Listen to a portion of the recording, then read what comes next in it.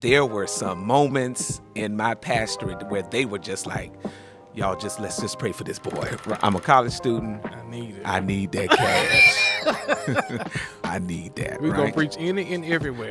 Absolutely. Yes. Granted, some of the stuff that I learned in seminary and that we learned in seminary, we probably cannot use in a congregational setting. Not yet, you know. We have an issue, but it's a good issue if it turns out the way we need it to turn out. I'm thinking, what is this? The church voted for you to be the pastor. One screenshot, one clip away from, being or doing something that you probably never would have expected being or doing. So that means sounding the trumpet for us as preachers and pastors, live better. Hey everybody, this is Reverend Kenneth Young here. I am the program director of the Black Ecumenical Council of Massachusetts, which is administered by the Massachusetts Council of Churches and empowered by the Lilly Endowment Foundation. And we're so excited to be here and to have another interview with none other than the Reverend Dr. Dayhige Wright, senior pastor of St. John's Congregational Church in Springfield, Massachusetts. We're glad to have you, Dr. Wright. Reverend Ken, I am honored to be listed among several others who have shared in this space and moment. I'm also honored to have been the member of the first cohort. That's right. Of the Ecumenical Preaching Conference along with others. And thank you for allowing me the opportunity to be a part, and thank you for this opportunity just to share. Yeah, so we often have these conversations. I think we're in the time now where people are really just trying to figure out, their preaching voice. We hear a lot of conversations around that, methods, things of that nature. And so one thing that we've done is to try to get this on tape, especially for folks who may not know that we have preachers in Massachusetts as well. It's in New England. There's black people here in New England. On the silo. Right. Now there are a lot of black people who are in Springfield. That population is really up against the Hispanic population. So trying to find ways to build some kind of relationship with them as well has been a vision for me. As you know, we have this active food pantry, right? That has been in existence. Friends Place and Food Pantry probably has been in existence as long as the church has. Right. So trying to find ways to build that, to continue to serve this community in every way possible. And that's not just through this spiritual space, but through food, through other resources. Just continuing to do that has been my vision so far. Honestly, just making sure that people know that this space is a space where you can believe, belong, and become.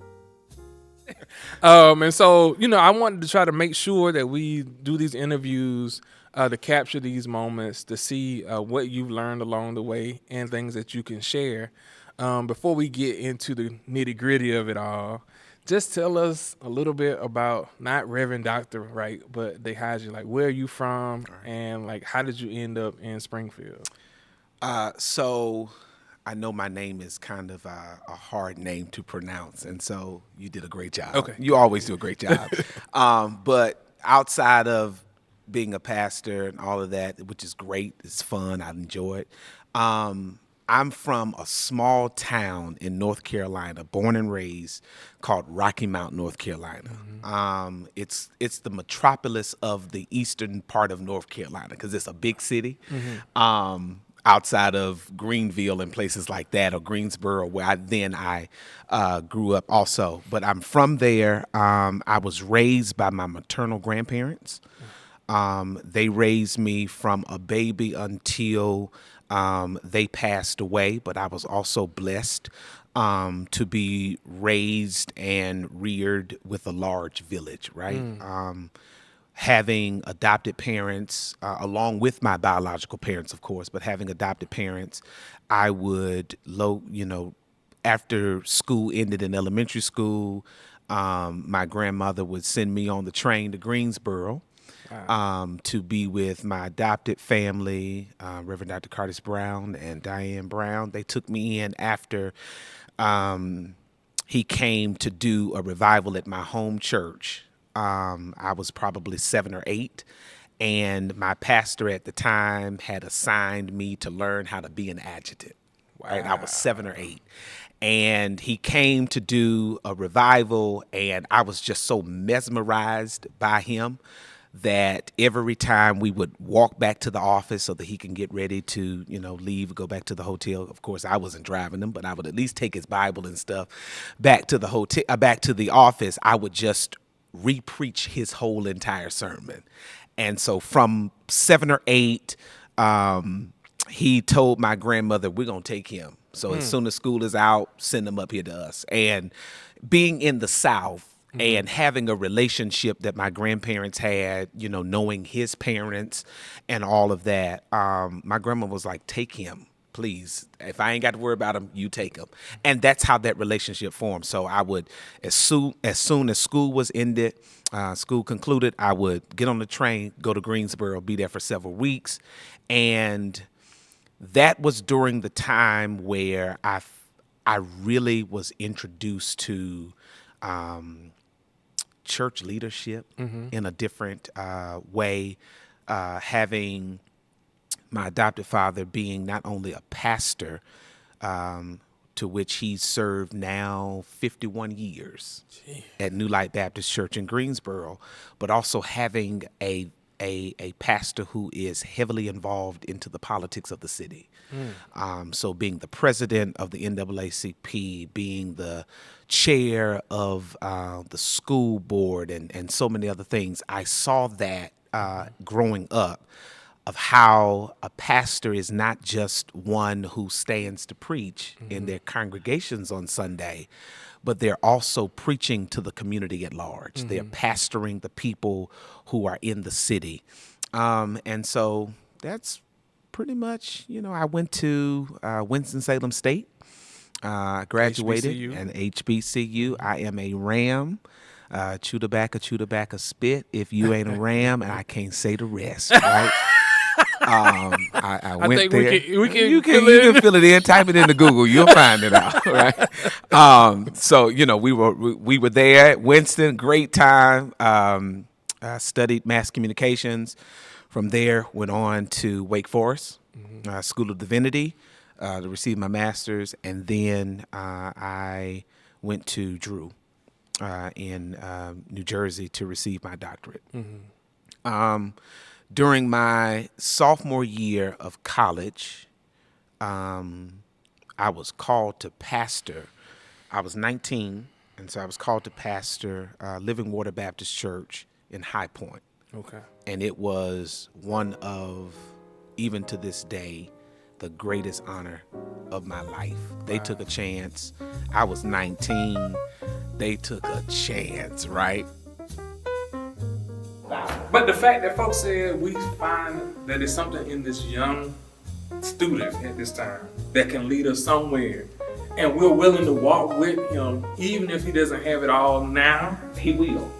He will. That's what I'm saying. I think that's the difference between our historic black churches and other churches, where we're learning how to lead. We're learning how to do speeches, and we're learning how to sing and how to perform. We want to say that, but we learned how to perform. I'm telling you, at 4, I'm able to sing because I learned how to do it in church.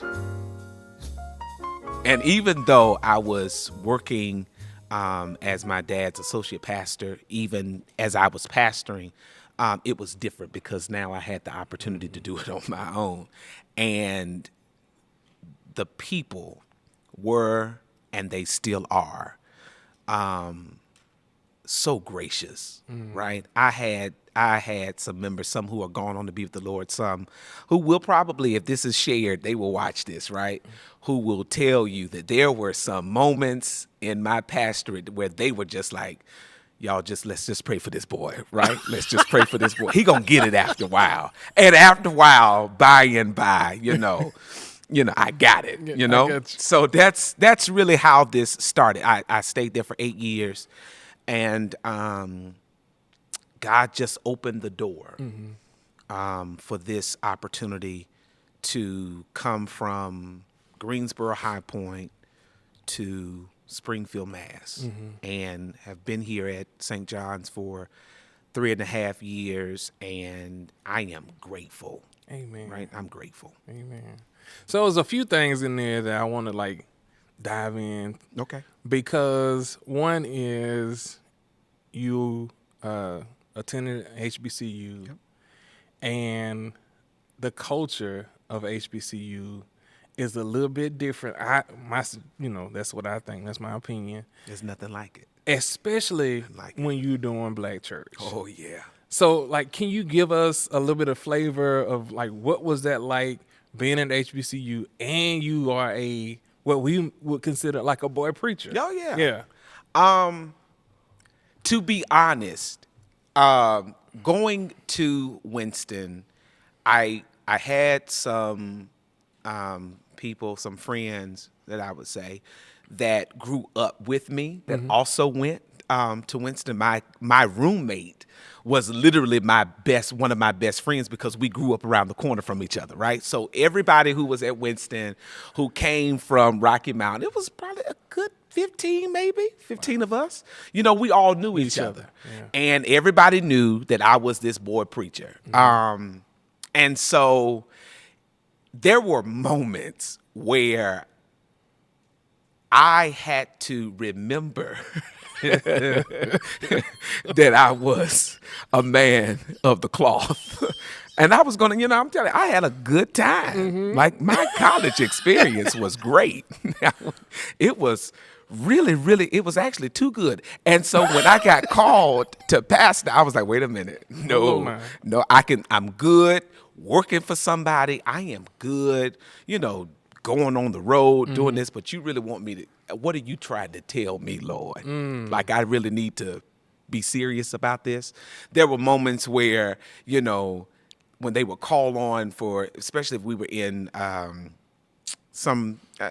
there were some moments where there was some ability to have some religious moments, right, on campus. And I would not be the one to say, let me pray, let me, do the invocation.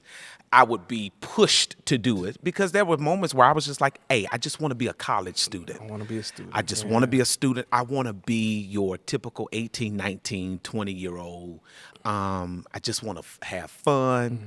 I was grateful that as a child, I was able to be a child. And there were some instances where, I had to grow up early, of course. But when I got to college, not saying that I, lost all my marbles or, went crazy, but I wanted to enjoy that experience.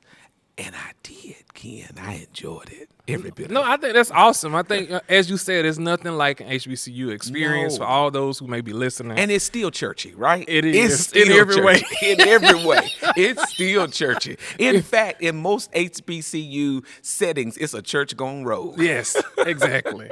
And so I'm grateful for that because you're probably the first interview we've had with a boy preacher. Okay. And, you started really young. Started 4. At 4? Wow. Okay. Started at 4. So now we're going to kind of dive into, your experience as a preacher, and you talked about pastoring at a young age. What was that like to be called? Because in the Baptist church, you got to be called. Right. Nobody's going to send you as other denominations may do. In the Baptist church, they're going to take a vote. Right. Hopefully you get whatever percentage is in the bylaws. And so now you're called at what age?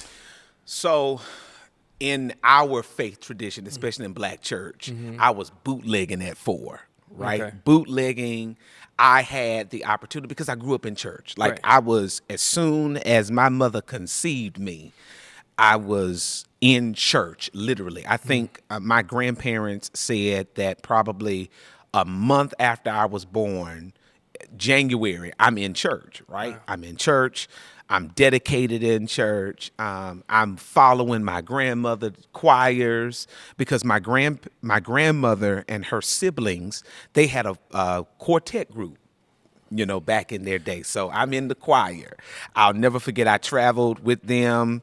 My pastor at the time, Bishop Lonnie Braswell, he's passed, but he would travel to New Jersey and New York to run revival. And the church had formed what they called the Braswell Choir.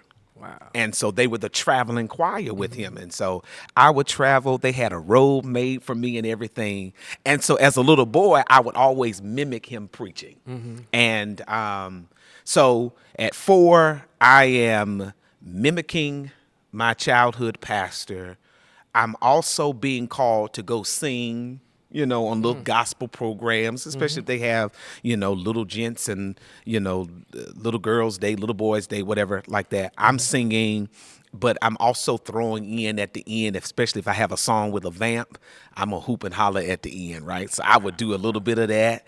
And then finally, not to say that I didn't have the opportunity in my own faith denomination, my own faith tradition as a Baptist, I had more experiences with preaching and practicing preaching in the Pentecostal church. The Pentecostal church, they allowed me the opportunity to come in. I assume, of course, even right now in my own position, they assumed like this boy was gifted with a spirit. The spirit was on him, and so they saw the calling. And so they would let me come and do youth days. Of course, I would ask permission from my pastor. Sure, go out. You're under, I'm still Master Dayhige Wright, right? I'm not a minister or anything like that. And licensed at 8, though. So I was licensed to preach at 8. And then from there on, the journey unfolded. This is the genius of the Black church, Right. is that they learn how to shape and craft young people at a younger age. We have to continue to do that. Right, we have to continue. But the thing about it now with our church is that, one, we have the old guard who refuse to let go. Because once again, we cannot deny church was a place that made you feel like somebody. That's true. In Black church, right? So they refuse to let that go. Then the second thing is, we don't accept the fact that other thoughts and approaches and methods can be used. Because we have a box that you gotta fit in. Right. And anything outside of it is misunderstood. It's misunderstood. It's not what God says. And who's to say that God didn't say that? So let's talk about the call. Okay. Because yes, we know that you was called at a young age. Right. But what was it like for 18, 19, or 20 when you called to your first church to pastor? Yeah. Yeah. Talk to us about that.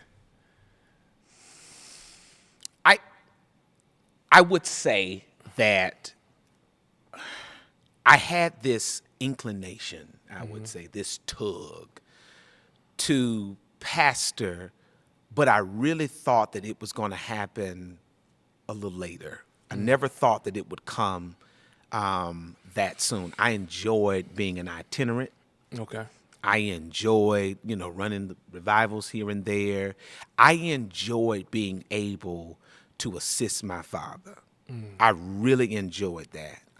It was a blessing to be able to have the opportunity. I'll never forget when he went out to have a kidney transplant. And we knew that he was going to be out for an extended period of time. And he said to me, while I'm away, you pastor. Wow. You pastor. But his whole thing was, but you make sure you tell me what's happening first, right? So preaching every week while he's out recovering, running, being able to do Bible study alongside of, it was 2 of us. Reverend Amos Quick also was associate pastor, but Amos during that time was pastoring his church as well, Calvary. And so we're doing it together. So having the opportunity to sit in deacons meetings and board meetings, and it was an eye-opening experience from that position. But to be called to pastor, I was not looking at that early. Not at 19. No, I was having too much fun, enjoying life. But I knew that it was going to happen, just did not know when. Wow. However, when that invitation came, I'll never forget. It was the second Sunday of August, 2014. Second Sunday of August. I was just going because my dad had got a call from the chairman of deacons, Reverend Brown. Hey, listen, we're without a pastor. I didn't know that part. But, hey, do you have anybody that you can send to just come fill in the pulpit? And Dad was like, sure, I'll send them. So I was in Baltimore running a revival for one of his friends. And he called, hey, Sunday, I need you to go preach. I'm like, all right, cool, I'll do it. So I come back home that Saturday.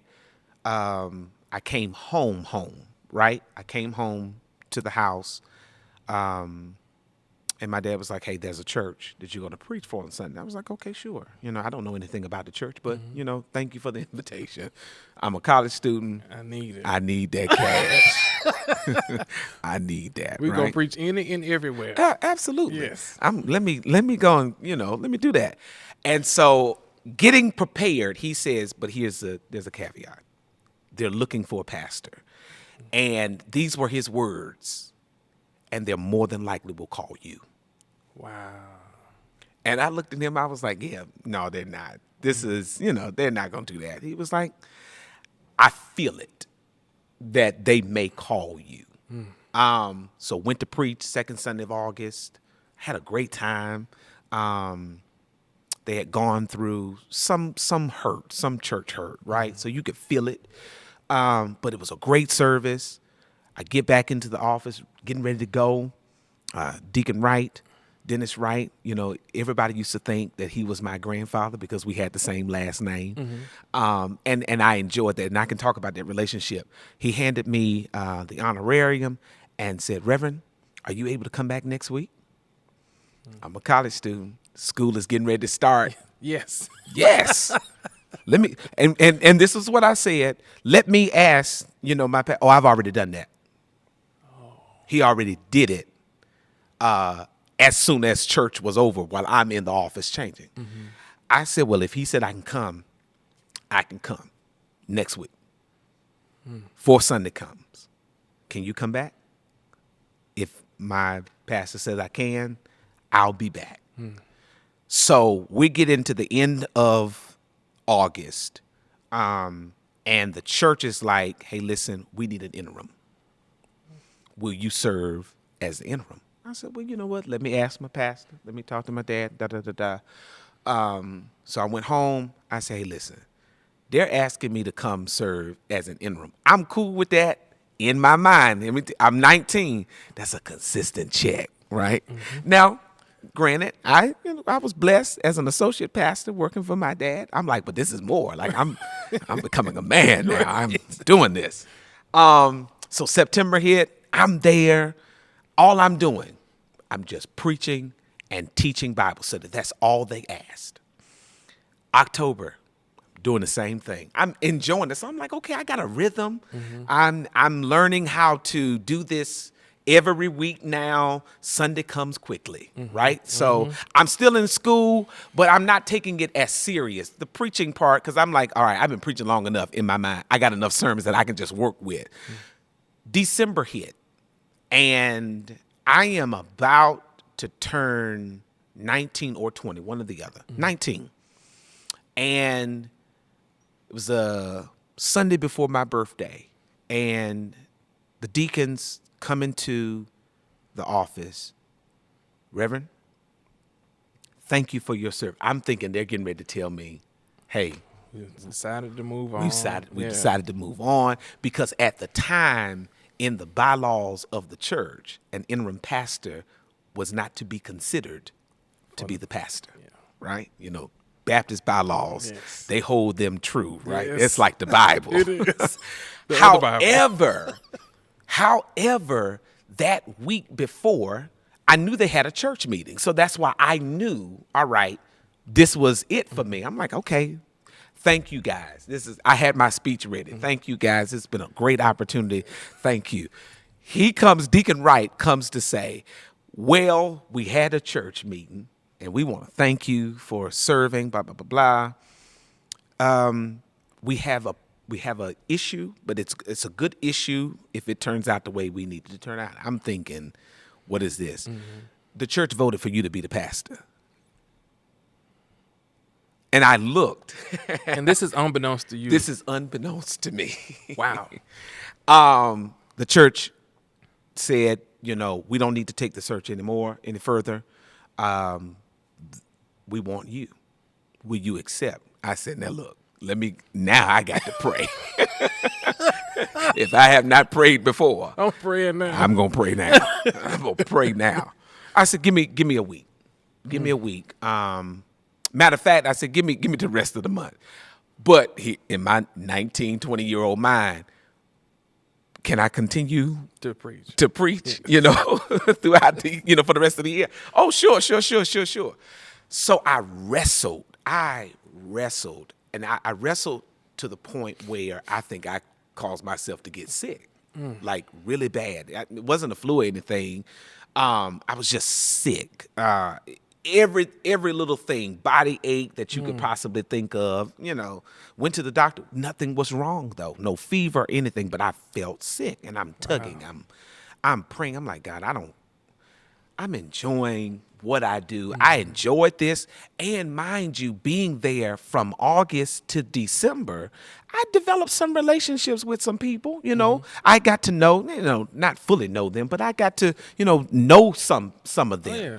And I'm like, I like this, but I don't want to do this. I really don't want to do this. But finally, God was like, I will make the way easy for you while you're still finishing school. And whatever else you want to explore in your life, I'll make the way easy. It was clear as day. I'll make the way easy if you say yes. Wow. Now, easy doesn't mean like no burdens or anything like that. I'll make it where you're able to do what you need to do. And I was like, all right, let's do it. And I accepted that opportunity to pastor. And every way, I get tears in my eyes thinking about it. God just made a way for it to just work out. Amen. Right? Like I didn't miss school. In fact, the people of Living Water made sure every week I had somebody, you still in school, right? You finishing? You doing your work? My secretary at the time, our church secretary, Sister Emma Green, if I would be at the office, she would make sure that before I got to do any church work, I had my schoolwork done. She made sure that. Like, and Deborah Baldwin, also one of the church's admins, and Dolores Francois, church admin, financial church secretary, they were keen on making sure I got my degree. And when I got my bachelor's, they were like, oh my God, our baby graduated. For real, the whole church was like, our baby did it. Yes. Like, our baby graduated. Then, even though most of my members didn't even have an 8th grade education.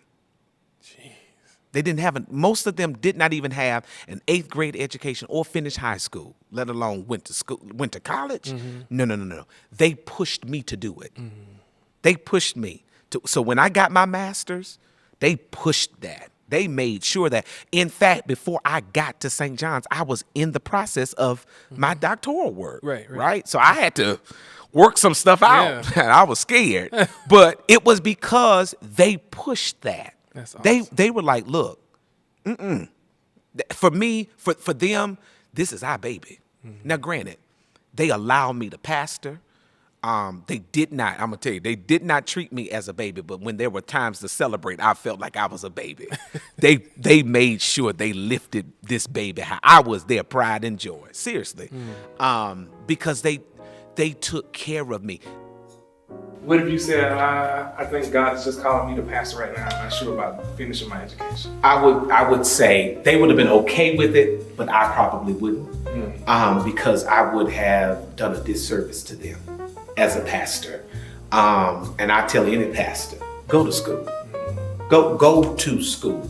And don't just go to school just to study religion or things of that nature. My bachelor's is in mass communication. So if this didn't work out, I got something to fall back onto. So, but I would have done a disservice to them because they needed the best of me. And I felt as if coming in with that kind of knowledge, not because for me, especially Living Water, what I obtained, they got. So as I was growing, they were growing. And same here, right? That's how I feel like the relationship between pastor and people should be. As you grow, your people grow. We grow together. That sounds like an awesome Black church experience where it's really a community and family that was built there. I want to kind of drill down on this history of preaching. Okay. Because you talked about being, what we would say, on the circuit, you're on the road, and you've been able to preach. You got these sermons, they ready to go. You're getting your feet wet before you knew, you know, that God was going to call you to this church. Right. And so now that you have all of these sermons cataloged and you can pull them and run them, how was that developing your preaching voice? Like, did you feel like that helped with clarifying this is Reverend Dayhige Wright's authentic preaching voice? Yes. And then I'd say no. And the only reason why I say no is because I feel like this voice of mine is steadily changing.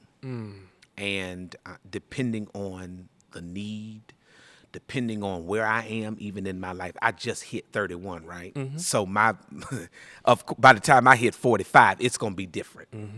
And I'll never forget watching an interview on the Reverend Dr. William Curtis, who is I'm telling you, he's one of my heroes from afar and one of my preaching mentors from afar.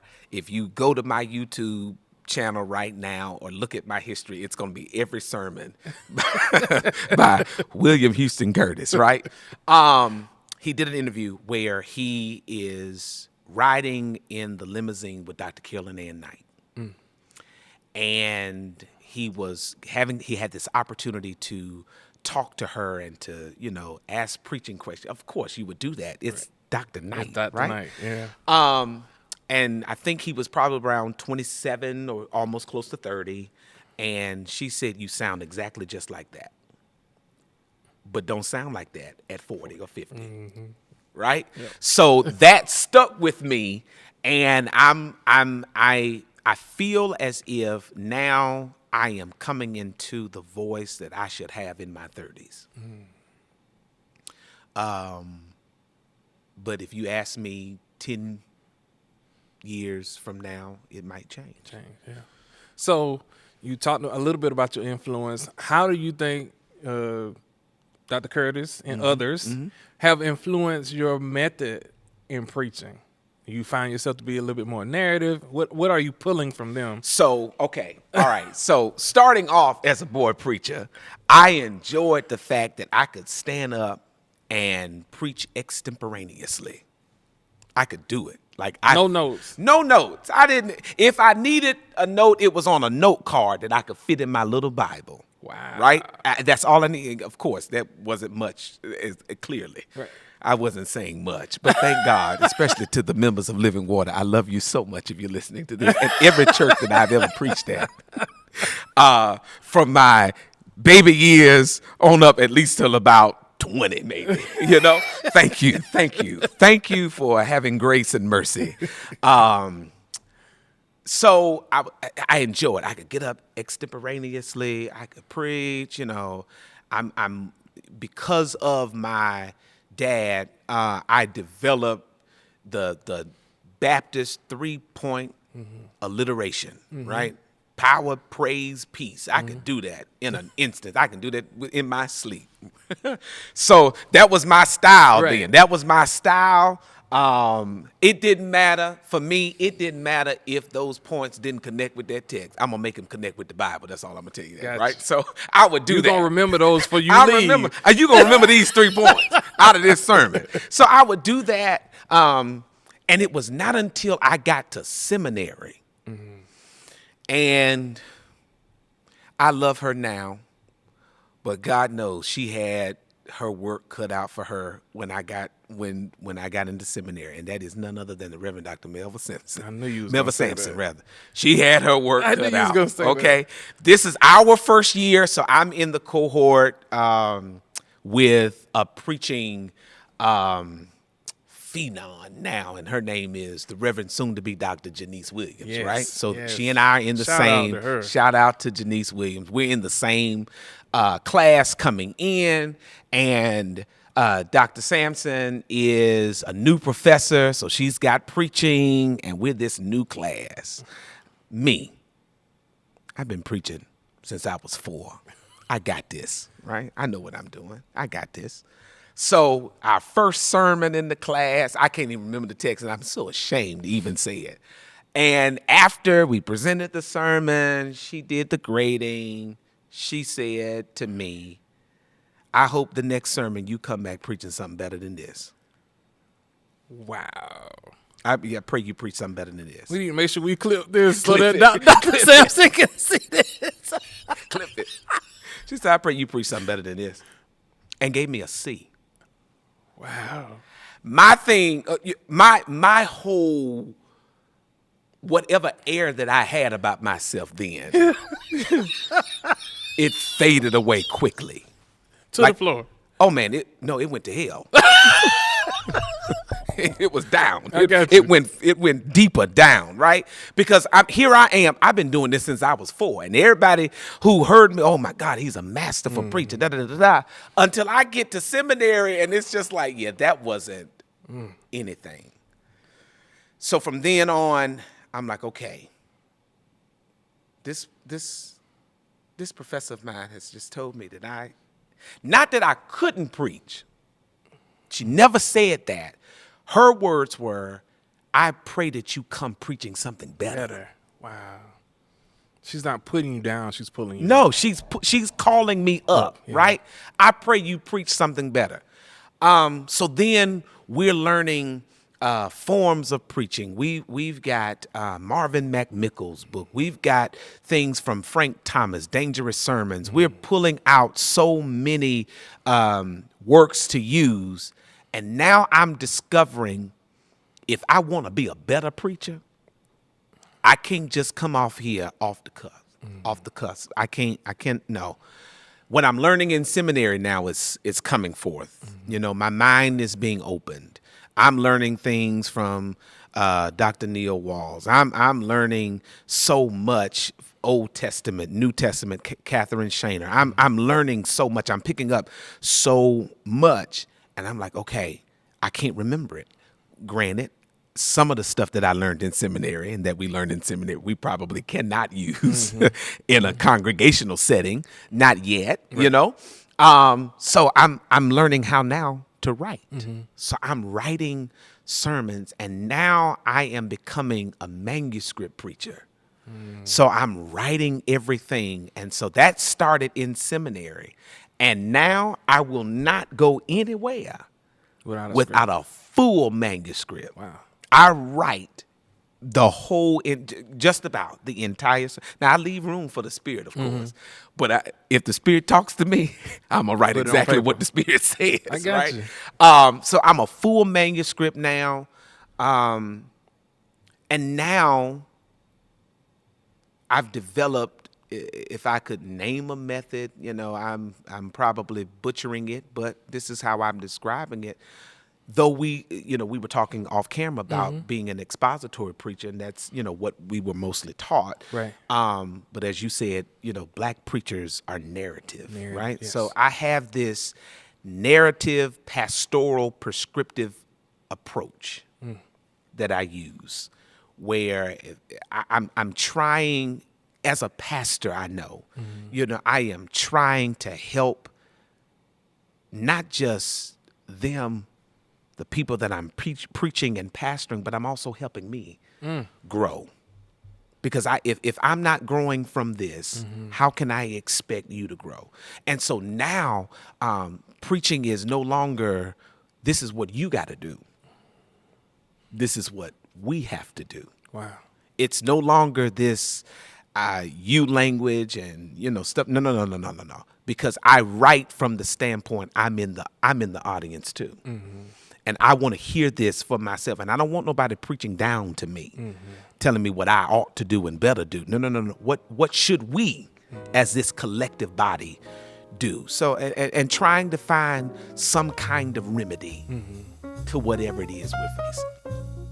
And you have this building, but you also have a historical building that's across the street that was built in like 1911. 1911, so over 100 years old. Over 100 years old, yep. It is, the Reverend Dr. Howard John Wesley says, that's holy ground, literally. And after serving here for 10 years, of course, for him, that is holy ground. It's a different feel. It's totally different. Oh my God. So we use the space, we also rent out the space, but when we're able to, we use the space for worship, and it's nothing like it. It's nothing like it. It's nothing like it. So you talked about this narrative pastoral. What's the influence? Like, have you seen somebody do this type of preaching where you said, that's what I want to do, or that's what I'm trying to do? So you want me to name all my... No, you have to name all. I'm just saying, like, is anybody that you can say, like, when I hear this person, so I have a few of mine, it's like, when I'm trying to do pastoral work, Okay. this is somebody I want to listen to. I will always mention my dad. Because, and also I will not just him, but also my childhood pastor, which I had the honor when he passed of doing the eulogy, right? Wow. So I would start off with him because that's where I first heard it, and not just the fact that being from Rocky Mount, being in the South, he was one of, there are no YouTube clips of him, no, there are cassette tapes that I have somewhere, and CDs of him being, oh my God, you're talking about somebody who could paint a story. He could do it in such a way. I'll never forget one of the sermons that I remember him preaching. Lonnie Braswell is his name. He pastored the Light of Peace Baptist Church, right? He had founded that church after pastoring, other churches, but this is the one that he, founded. It's another foggy night with the frogs. And that's one of my favorite sermons that he preached. And it was about the plague of the frogs. Jeez. Right? And he painted that picture so well. Oh my God. He painted it so well that I was like, I'm petrified of frogs. Two, I like frogs, Right. And three, I don't want to mess with God, right? I don't want to get in God's way. I don't want to do. He did that. Night. Another foggy night with the frogs. Wow. He preached that. So then that's my childhood pastor. My dad, who is still now my pastor, I have, if I'm ever in a bind, I at least have 20 sermons off the top of my head that I can preach. And I'll never forget one. He has so many, the lions in Daniel's den. Where he turned the story around to say, no. Daniel did not go into the lion's den. The lions were in his den. He had dominion over them, or one of my favorite from Psalm 90, applied wisdom. So Lord, teach us to number our days. 90, 91, is one of them, applied wisdom. And that was the sermon that he preached right before he was going in to have his kidney removed, to be, to have the kidney transplant. So that I learned that from him, because there was something about my dad, even though, especially when I was growing up, he was constantly on the road. He was doing revivals, right, all the time. But he made sure that he was always at home on Sunday. And so he was at home on Sunday, and he pastored his people. Still, after 51 years, come on. Still doing it. He's still doing it. And so he pastored, but the way he pastored, while he had this personal effect, but he also could do it from the pulpit through his sermons. So he was one.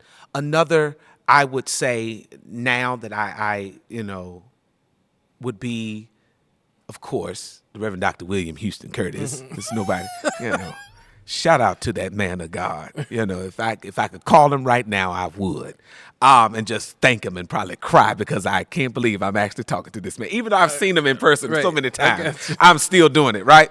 Dr. Gina Stewart is one who I admire and hear being able, she has a way of talking to Christ.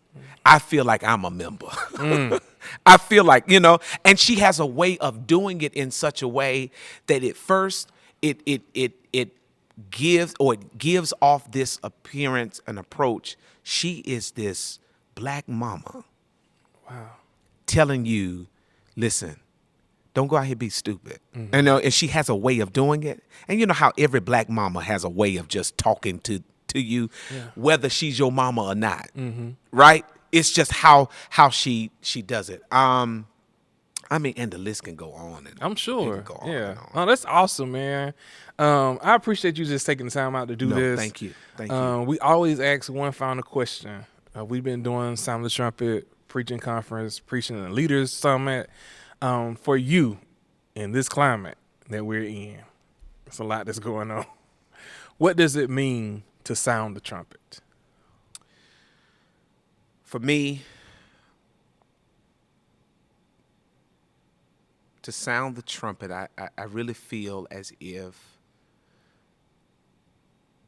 we are,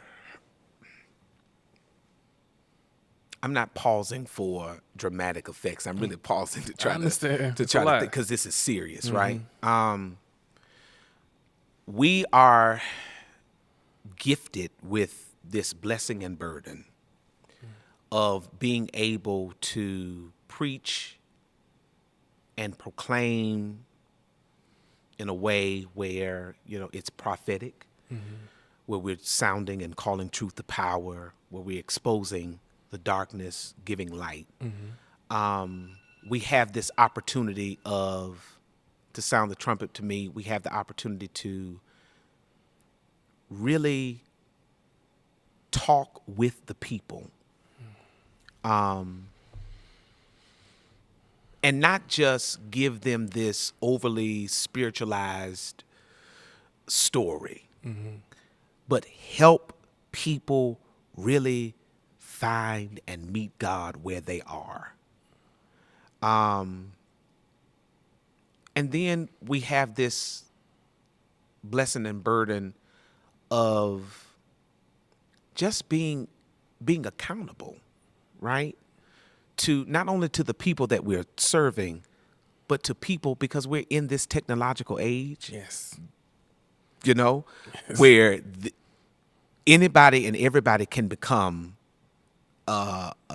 you're just one screenshot, number one clip away from being or doing something that you probably never would have expected being or doing.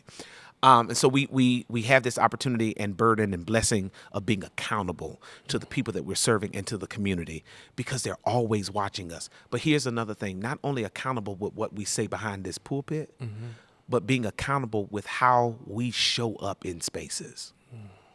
Because I can sound a trumpet without having to hold a microphone. Sometimes my presence sounds a trumpet.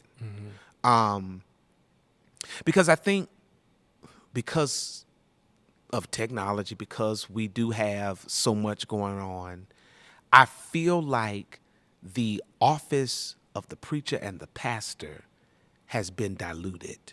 Wow. To where I remember growing up, just like being a teacher or anybody else, being a preacher was something revered, respected, where when you showed up, not even with a collar on, but when you showed up, people said, oh my God, Rev is here. So and now it's no longer like that. So I feel like sounding the trumpet should give us the opportunity to go back to that. Wow. To where when we show up, people not necessarily saying they reverence us, but rather they reverence the office that we walk in, that they reverence the calling. So that means sounding the trumpet for us as preachers and pastors, live better. Wow. Mic drop. Live better. Like, we got to be better, right? And I leave it at that. That's all I got. That's enough. That's enough. I hope and pray everyone who's watching, everyone who's listening, that you've been able to get something out of this conversation. Man, thank you again for taking this opportunity to just spend time with us as we continue on this journey, doing these interviews. I hope and pray that you've been blessed by being able to share your story. And we get a chance to know what's happening in Springfield, which is Western Massachusetts. There's a Western Massachusetts outside of Boston. There is. If you need a place to worship, I'm sure St. John's Congregational Church would love to have you. And Reverend Ken can pull this plug in because he was a staff member here. He was an associate pastor here for several years. And we still love Reverend Ken. When Ken walks through the door, everybody's like, oh, my God, Reverend Ken is here. I'm just like, well, I thought I was your pastor. But no. We enjoy our relationship with Reverend Ken. And he's at home here. And so thank you. Yeah, thank you. I appreciate it, man. Thank you. Tell them where you are. Oh, I'm at the St. John's Congregational Church, 45 Hancock Street in the beautiful city of Springfield, Massachusetts. We're here Sundays at 9:30. Look us up, Facebook, YouTube, TikTok, LinkedIn, all of it. We up there. Gotcha. And so if you want to follow this great preacher and man of God, how do we follow you? Are you on social media? I am. Okay. You can find me on Facebook, YouTube. My name is not hard. It's only one of me. So if you type in Dayhige Wright, it's gonna pop up something. Okay. So on Facebook, Facebook Dayhige Wright. My Instagram is DMyKell, DMyKell. TikTok, I'm up there, but I don't even remember that. I just go up there just to be nosy. Okay. Awesome. So we want you to follow Dr. Wright. We want you to follow St. John's. Yes. Look them up on Facebook. Look them up. They have a stream every Sunday morning, and we want you to look them up as well. And please, if you have any questions, anything that we're doing that you're interested in, you can look us up as well. Black Ecumenical Council of Churches. It's Black Ecumenical Council MA on Instagram, and you can look us up through our Facebook page as well. We're so grateful to have those who stream with us. If you want to sow anything, you feel led to do so, you can do that by going to our Givelify, just looking up through Black Ecumenical Council. We love you with the love of God, and we pray that something was said that was able to bless you on today. God bless you as always, and we always want the peace of God to follow you. Be blessed. Be blessed.